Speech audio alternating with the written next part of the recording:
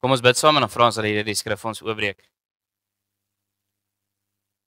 Heilige Gees, Here, ons kom nederig voor U vanmôre en ons bid asseblief dat U skrif ons sal oopbreek, dat ons gevoed sal word met die brood van ewige lewe. En mag U spreek, Here, en ons as die huise sin luister. Amen. So gemeente, ek wil net graag vir julle so inleiding gee voordat ek die tekste lees, sodat jy net iets kan hoor van my hart en wat ek dink oor hierdie dag en waar hierdie dag vir my gaan as 'n jong Afrikaner, en ek wil net vir julle mooi opsom. Ek dink een van die interessantste dinge in 2025 is dat Geloftedag en hoe jy Geloftedag vier het 'n lakmoestoets geword vir jou Afrikanerskap. En dit verdeel ons mense ongelooflik. Hoe jy dit nakom, hoe jy dit uitleef, al daai klas van goedjies plaas jou in 'n kampie en dit maak of mense bly vir jou of mense kwaad vir jou. En daarom vir 'n dominee om op hierdie dag op 'n kansel te staan is baie gevaarlik, want dit is soos 'n landmynveld. En jy maak nie saak watter kant toe jy gaan nie, jy gaan iemand kwaad maak vandag. So ek het vrede met dit. Ek het vrede met dit. Wat is my hart dis vanmôre? Ek wil twee goed saam met u as gemeente op reflekteer. Aan die een kant is dit die realiteit van die onstabiliteit, die wankelrigheid van die wêreld. En daar's klomp nuusberigte en so aan wat ek vir julle kan aanhaal vandag, maar ek seker almal van julle weet, dis geen geheim dat die wêreld onstabiel is nie. Aan die ander kant wil ek julle herinner dat Geloftedag nie gaan oor die Afrikaner nie. En dit moet julle my asseblief mooi verstaan. Dit gaan nie oor ons etnisiteit nie. Dit gaan nie oor ons taal nie. Waaroor dit gaan is dat mense wat in verhouding met God staan, was in 'n desperate situasie en in daai konteks het hulle gebid tot die Here, hulle God, en God was hulle begenadig. Dis wat ons vier vandag. Die feit dat ons Afrikaners is sekondêr. Dis sekondêr. Want ons is nie die enigste volk in die geskiedenis van die wêreld wat sulke wonderlike verhale het nie. Amerikaners het ook sulke verhale. Byvoorbeeld George Washington wat uit New York uitgevlug het met mis wat oor New York gekom het sodat hulle hom nie kon sien nie. Is vir hulle 'n wonderlike verhaal van hoe God ingegryp het in hulle storie in toe hulle teen die Britte beklei het. En so kan ek vir julle 'n klomp voorbeelde noem. En daarom moet ons asseblief nie vanmôre die punt mis nie. Waar vanmôre gaan is 'n diep vraag. Maar kom ons wees eerlik. Ons lewe in 'n spanningsvolle tyd. Want jou daaglikse brood word bedreig. Jou werksekuriteit word bedreig. Jou veiligheid word bedreig. Hierdie is die realiteit. Ons hoef nie naïef te wees daaroor of skaam te wees daaroor nie. Dit is die wêreld waarin ons leef. En dit is nie net waar vir Suid-Afrika nie. Dit is nie net waar vir Suid-Afrika nie. Ons voel partykeer so, maar dit is wêreldwyd die geval. Dit is wêreldwyd die geval. So in sulke tipe omstandighede word ons getoets. Dat dit eties is nie, maar dat dit nou eintlik iets is waarop jy moet steun, 'n anker vir jou. 'n Anker vir jou. Want dit bring 'n vraag in jou hart op en ek het dit neergeskryf net jy julle moet daaraan dink. Die vraag in ons harte waarmee ons worstel is: waarin lê jou sekuriteit? Waarin lê jou sekuriteit? Wie dra jou? Wie dra jou? Wie sal vir jou kinders sorg? Is daar 'n toekoms vir jou kinders? Diep vraag. Diep vraag. En Geloftedag hoor dis nie daarom in 'n museum nie, broer en suster. Geloftedag daarom plaas dit ons in die middel van hierdie spanning om te sien dit is nie eie aan ons tyd nie, dis nie eie aan ons generasie nie. Deur die eeue het mense in spanningstye gelewe en gevolhard. En ons moet dieselfde doen. Ons moet dieselfde doen. So kom ons reflekteer op hierdie dag op 'n Bybelse wyse. So kom ons lees saam Deuteronomium hoofstuk 7 vers 6 tot en 10.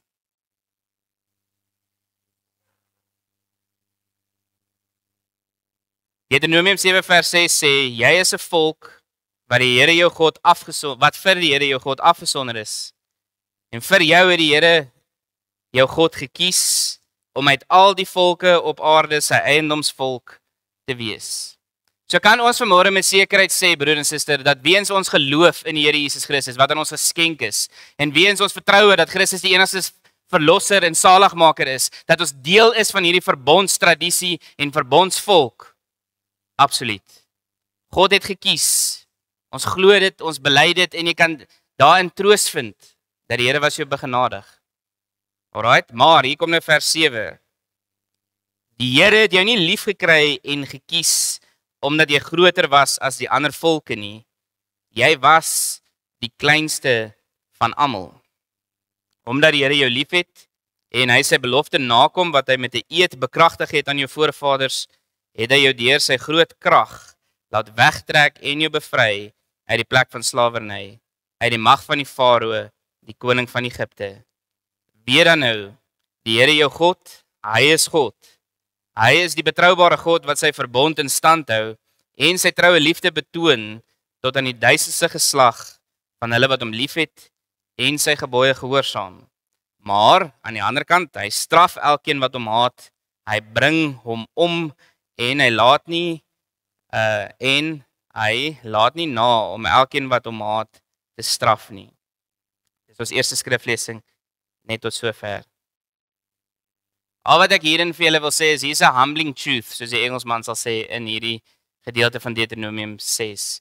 Die humbling truth, die realiteit is wat ek wil hê julle moet hoor, is dat die rede hoekom God 'n volk kies, is op grond van God se ewige raadsbesluit, nie op grond van enigiets besonders aan die volk nie. Inteendeel, julle hoor in Israel se verhaal dat die Here hulle gekies het ten spyte van die feit dat hulle 'n klein volk was, dat mense hulle nie regtig 'n kans gegee het in die lewe nie, mense nie eintlik gedink het daar sal iets besonders uit hierdie volkie kom nie. Maar omdat God in hulle midde is, omdat God hulle lief gekry het, julle hoor die mooi taal gebruik, maak God iets besonders van hulle.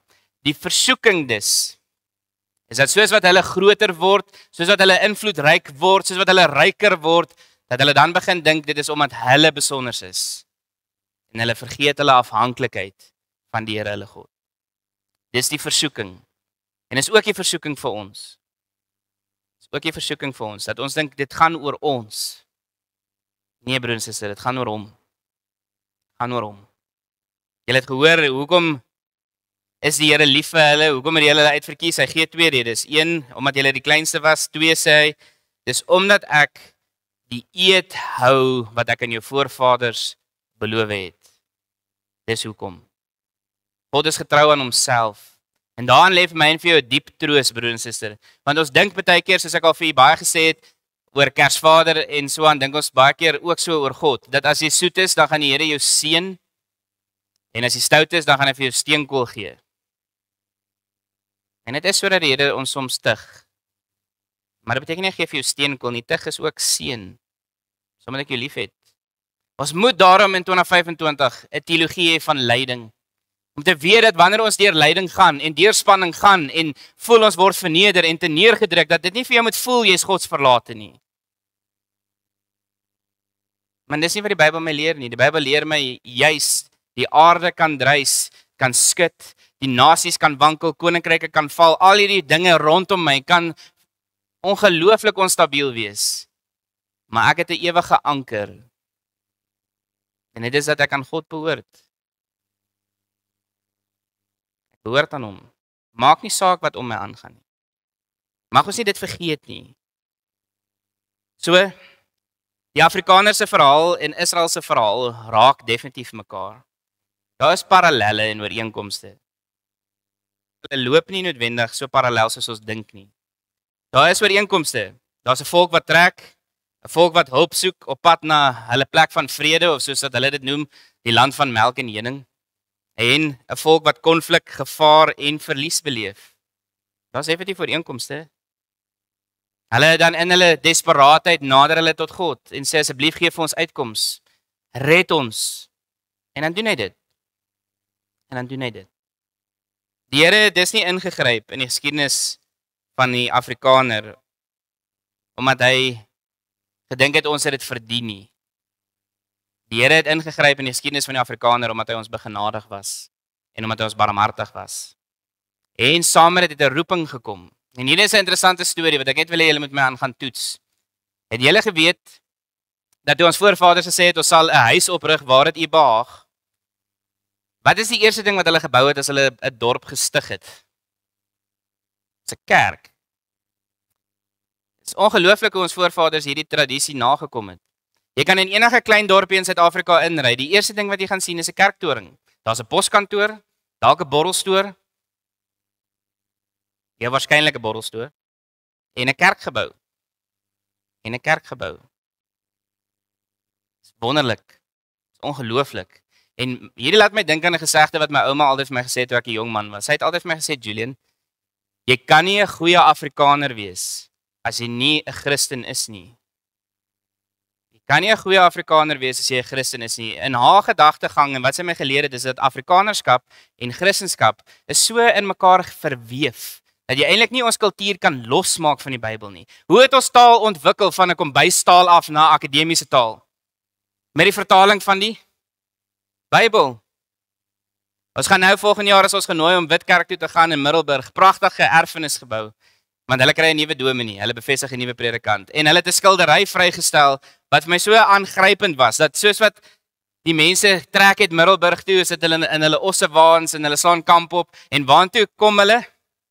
Witkerk toe. Voordat daar 'n dorp was, voordat daar 'n Middelburg was, was daar die Witkerk. Ongelooflik. Die Here was ons begenadig want ons het 'n roeping, broer en suster. Ons het 'n verantwoordelikheid teenoor ons Here. En dit was om die evangelie te versprei aan die suiderpunt van Afrika en ons moenie dit vergeet nie. Ons kan as gevolg van ons vernedering en as gevolg van ons hartseer en as gevolg van ons sekuriteit wat uitgedaag word, kan ons baie keer voel. Dis 'n hopelose saak. Maar ek wil jou vanmôre herinner, moenie op jou eie maatstaf staat maak nie. God is die een wat sy oes insamel, nie een ek nie. Ons roeping is om getrou te wees aan die Here, die skepper van hemel en aarde. Moenie dit vergeet nie. So dit gaan nie oor enigiets anders vandag as God wat getrou is aan sy beloftes nie. Ek wil ter afsluiting, voordat ons by Romeine 13 kom, wil ek graag vir net so 'n paar uittreksels gee uit Psalm 46 uit. 12 versies. So kom ons lees dit. Julle kan net luister. Psalm 46. Dis 'n lied wat geskryf is en in vers 2 sê dit God is vir ons 'n toevlug en 'n beskerming. Hy was nog altyd bereid om te help in nood. Daarom is ons nie bang nie, al gee die aarde pad, al skuif die berge tot in die diepstes van die see en al druis en skuim die waters van die see, al skud die berge deur sy onstuimigheid. Oor die strome van die rivier is daar blydskap in die Godstad, in die heilige woning van die Allerhoogste. God is daar. Die stad sal nie wankel nie. God sal hom help nog voor die môre kom. Nasies kan raas en koninkryke kan wankel, maar as God sy stem laat hoor, dan smelt die aarde weg. Die Here die Almagtige is by ons. Die God van Jakob is vir ons 'n beskutting. Kom kyk wat die Here gedoen het. Watter ontsettende dinge hy op die aarde tot stand bring. Die oorloë oor die hele aarde laat hy ophou. Pyle en bo verbreek hy, spiese slaan hy stikkend, oorlogswaans verbrand hy met vuur. En dan hier, ek love hierdie gedeelte, vers 11. Bid daar in jou gemoed en erken dat ek God is. As daar een boodskap is wat in ons land moet ingaan vandag, is dit hierdie vers. Bid daar en erken dat ek God is. Ek sorg vir jou. Ek is hoog bo die nasies, hoog bo die aarde. Die Here die Almagtige is by ons, die God van Jakob is vir ons 'n beskutting. So broer en suster, al is dit die realiteit dat ons in 'n land bly waar ons regering misluk en ons 'n misdaadkrisis het en ons het ongelooflike werkloosheid, ongelooflike ellende, ongelooflike dinge wat ons in die gesig staar. Al goed is so. Het ons nog steeds 'n God vir wie ons baie lief is en wat vir ons lief is. En ons Here, as hy in ons midde is, het julle gehoor, sal die stad nie wankel nie. Ons sal behoue bly. Hy beloof dit. So ons roeping vanmôre in 2025 as Afrikaner is om te sê vir mekaar, ons moet getrou wees aan die roepstem van die Here. Ons moet getrou wees aan ons taak om die evangelie met mense te gaan deel aan die suiderpunt van Afrika. Dit is ons roeping. In ons leefstyl, ons werksetiek, ons huwelike, alle goed is vir God belangrik. En dis so een ding wat ek hier vir julle neergeskryf het, wat ek nie wil mis nie. Die oproep vanmôre is, hou moed. Volhard en wees getrou. Nie maklik is, maar omdat God naby is. Dis hoekom ons moet hou. Want hy het jou nie gelos nie vir 'n enkele oomblik nie. Kom ons sluit af. Romeine 13. Nou Jesus waar die landmyne kom. Ek gaan nou met julle praat oor belasting. Met julle praat oor belasting. Nie ek nie, maar Paulus. Ek wil nie met julle praat oor belasting nie. Ek grap net, nee. Vers 13 of hoofstuk 13 van die apostel Paulus skryf elke mens moet hom onderwerp aan die owerhede wat oor hom gestel is. Moeilike sinnetjie, né? Elke mens moet hom onderwerp aan die owerhede wat oor hom gestel is. Daar is immers geen gesag wat nie van God kom nie. En die owerhede wat daar is daar deur die beskikking van God. Met ander woorde, 'n samelewing is onderworpe aan hulle regering en die regering is onderworpe aan die Here. Daarom in ons dogmatiek in die verlede het ons altyd gesê dat die regering is ook 'n amp van God vir die samelewing. Om wat te doen? Julle gaan dit nou sien. Om wat te doen? Vers 2.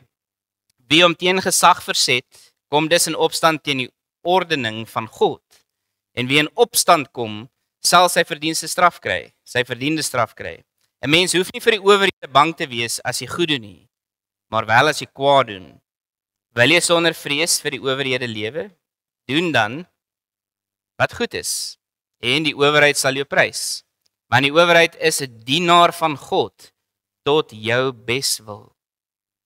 So wat is 'n staat se funksie, broer en suster? En ek praat nie nou as 'n politikus nie, so moet my nie verkeerd verstaan nie.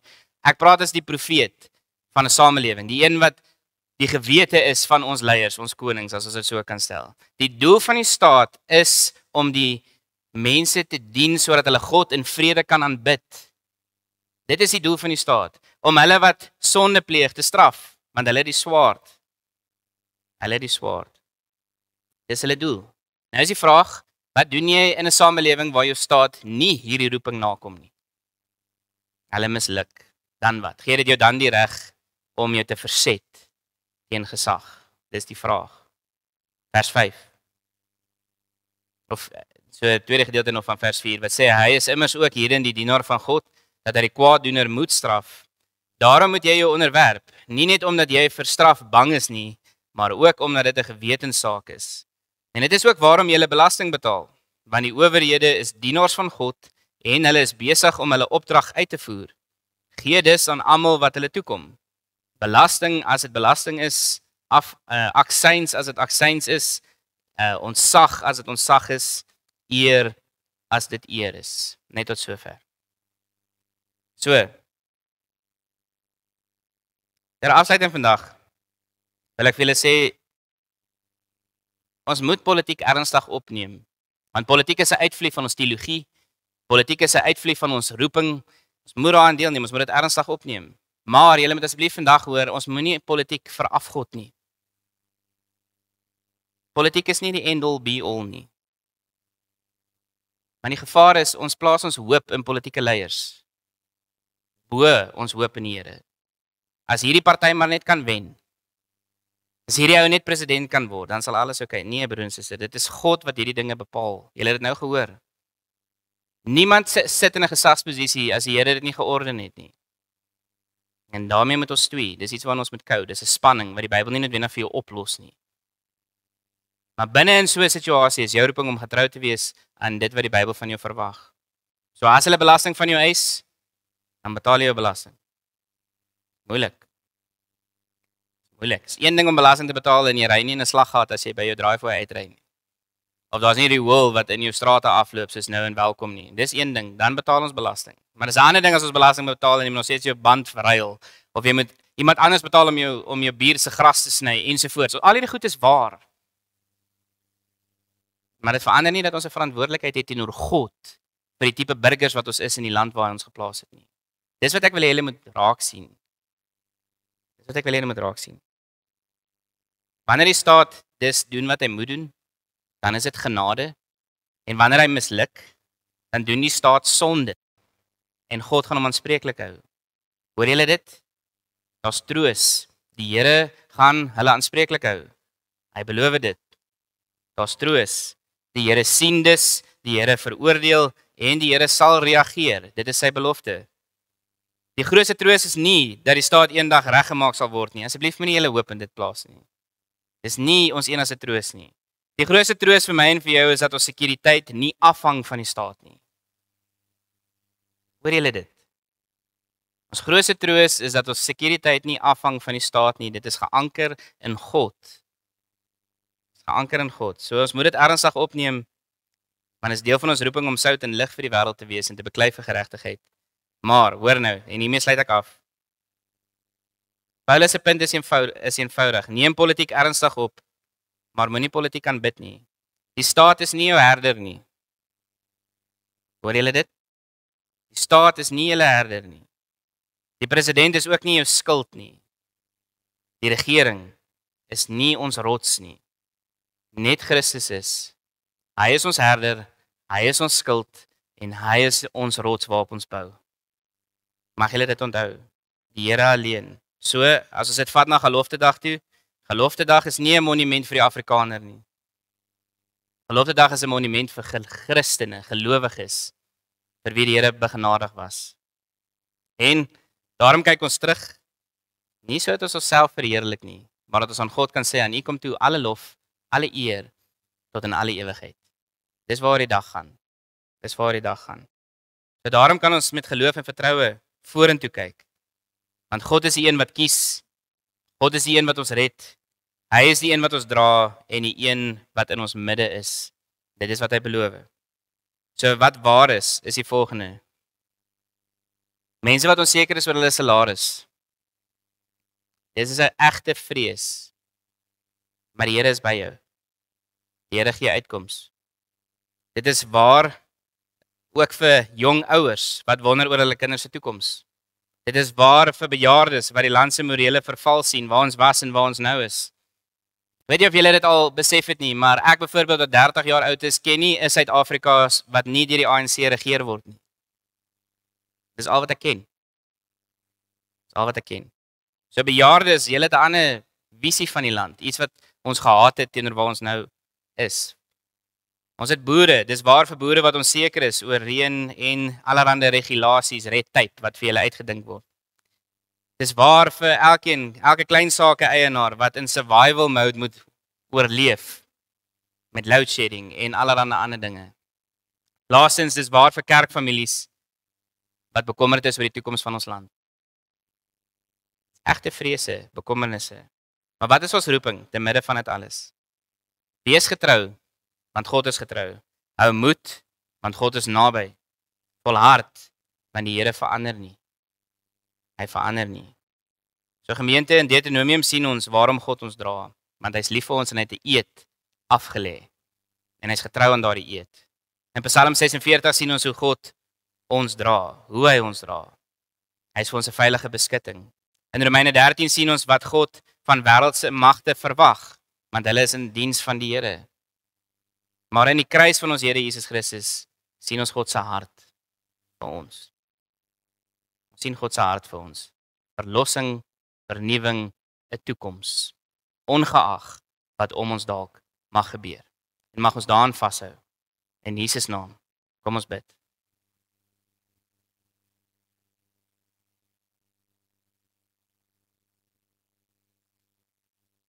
Ons Vader wat in die hemel is, Here, dankie dat U ons uit die woord uit vanmôre herinner, dat U ons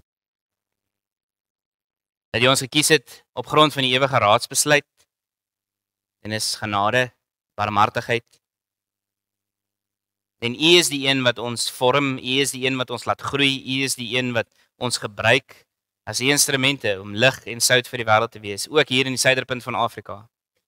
Ek bid Here dat U ons sal help om dit te doen in ons werksplek, in ons huwelike, in verhouding met ons kinders, kinders se verhouding met hulle ouers, maar ook as 'n gemeente. Ons wil steeds 'n huis vir U oprig, waar dit U behaag. Want die oes behoort aan U, nie aan ons nie. U is die een wat mense by die getal gelowiges byvoeg. En daarom bid ons vir herlewing in Suid-Afrika. Dat Suid-Afrika as 'n bevolking hulle tot U sal bekeer. En dat hulle waardes, hulle etiek, alles uit die skrif uit sal kry. Ons bid vir ons land. Ons bid vir ons land se leiers, Here, dat hulle tot bekering sal kom. Ons bid vir geregtigheid in Suid-Afrika. Ons bid vir soveel mense wat deur misdaad aangeraak word, seer gemaak word. Wees ons asseblief genadig, Here. Tot die dag dat U terugkom, lewe ons in hierdie spanning, maar ons is nie alleen nie. Ons leef in 'n wankelende wêreld, maar ons is self nie wankelend nie. Ons leef tussen die reeds en die nog nie, maar ons is nie hopeloos nie. Here, want U is by ons. En in hierdie Kerstyd volgende week vier ons dit. Die grootste Kersgeskenk, die grootste moment in die geskiedenis van die wêreld. God word mens. Here, dankie dat U ons so liefhet. Dat wie ook al hulle vertroue in U plaas nie verlore sal gaan nie, maar die ewige lewe sal hê. En mag ons nie skaam wees om daardie boodskap ons land in en die wêreld in te verkondig nie. In Jesus naam pleit ons dit. Amen.